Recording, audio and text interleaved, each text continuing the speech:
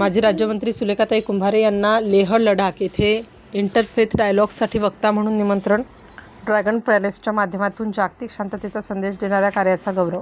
विश्वविख्यात dragon palace टेम्पलच्या प्रमुख आणि माजी राज्यमंत्री ॲडव्होकेट सुलेखाताई कुंभारे यांना लडाख केंद्रशासित प्रदेश प्रशासनातर्फे आयोजित तथागत भगवान बुद्ध पवित्र अस्थि प्रदर्शन 2026 अंतर्गत होणाऱ्या आंतरधर्मीय संवाद कार्यक्रमात वक्ता म्हणून निमंत्रित करण्यात आले आहे.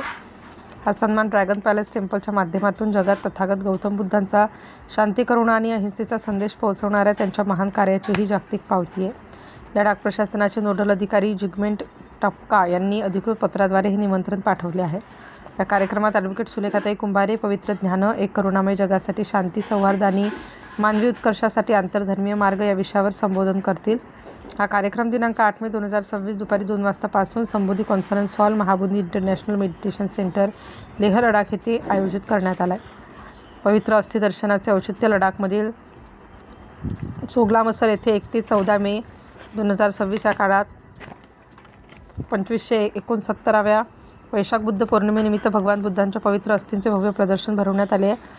संघर्षाच्या काळात शांतता ही या महोत्सवाची मुख्य संकल्पना असून याच व्यासपीठावरून ॲडव्होकेट सुलेखाताई कुंभारे जागतिक शांततेवर आपले विचार मांडतील. या निमंत्रणामुळे ड्रॅगन पॅलेस टेम्पलच्या शिरपेचात मानाचा तुरा रोवला गेला असून संपूर्ण महाराष्ट्रातून आणि बौद्ध अनुयायांकडून त्यांचे अभिनंदन केले जात आहे. सिटी इंडिया न्यूजसाठी कामठी तालुका प्रतिनिधी दिलीप मेश्राम.